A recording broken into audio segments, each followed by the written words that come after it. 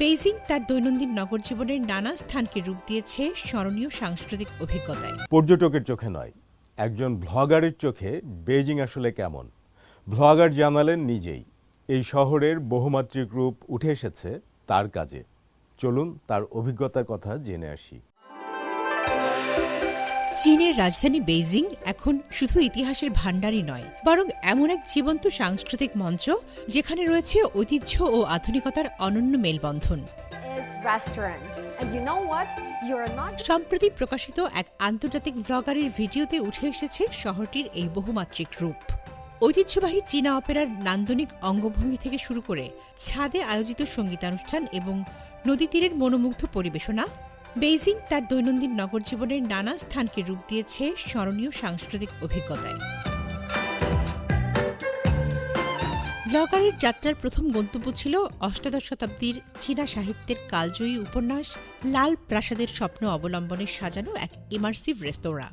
সেখানে দর্শনার্থীরা ঐতিহ্যবাহী পোশাক পরে এবং উপন্যাস অনুপ্রাণিত বিশেষ খাবারের স্বাদ নিয়ে যেন গল্পেরই একটি অংশ হয়ে ওঠেন। বেইজিং শুধু সংস্কৃতি আর ঐতিহ্যের শহর নয়, এর রয়েছে আধুনিক ও ট্রেন্ডি এক আবহ। এটি এমন এক নতুন পারফর্মিং আর্টসের স্থান যেখানে তরুণরা একসঙ্গে হাসে, উপভোগ করে। এরপর তিনি যান বেইজিংয়ের বিখ্যাত ওয়াং ফুচিং সড়কের একটি আধুনিক শপিং মলের ভেতরে অবস্থিত শতবর্ষী চিসিয়াং থিয়েটারে। শহরের অন্যতম প্রাচীন ও জনপ্রিয় এই বাণিজ্যিক এলাকার মধ্যে লুকিয়ে থাকা থিয়েটারটি ঐতিহ্য ও আধুনিকতার এক অনন্য সংমিশ্রণ।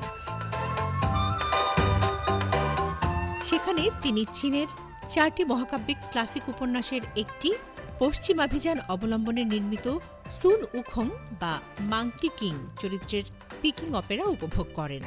তার মতে পরিবেশনাটি ছিল ব্রডওয়ের প্রাণবন্ত আবহ এবং চীনা মার্শাল আর্টের অসাধারণ সমন্বয়।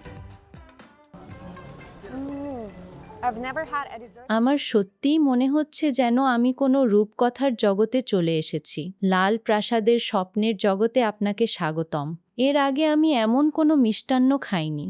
এটি বিশেষ এবং একেবারে চীনা ঐতিহ্যের স্বাদে ভরপুর। আমার খুব ভালো লেগেছে। বেইজিংয়ের এসব সাংস্কৃতিক ভ্যানুতে পরীক্ষামূলক নাটক, জ্যাজ সঙ্গীত, ছাদের টেরেস থেকে শহরের মনোরম দৃশ্য উপভোগের সুযোগ সহ নানা আয়োজন রয়েছে।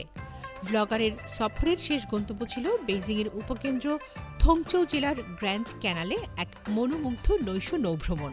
পানির উপর সঙ্গীত ও আলোর সমন্বয়ে আয়োজিত পরিবেশনা যেন প্রমাণ করে বেইজিংয়ে যে কোনো উন্মুক্ত স্থানই অসাধারণ এক মঞ্চে পরিণত হতে পারে। শতাব্দীর পর শতাব্দী ধরে দক্ষিণ চীন থেকে বেইজিংয়ে পণ্য পরিবহনের প্রধান জলপথ ছিল এই খাল, আর এখন সেই ঐতিহাসিক জলপথেই আলো ও সঙ্গীতের পরিবেশনা অতীতকে নতুনভাবে জীবন্ত করে তুলছে। নৌভ্রমণ শেষে দর্শনার্থীরা নদী তীরে বসে চা পানীয় উপভোগের পাশাপাশি আরও একটি সাংস্কৃতিক পরিবেশনার সাক্ষী হতে পারেন। তামান্না জেনিফার, সিএমজি বাংলা।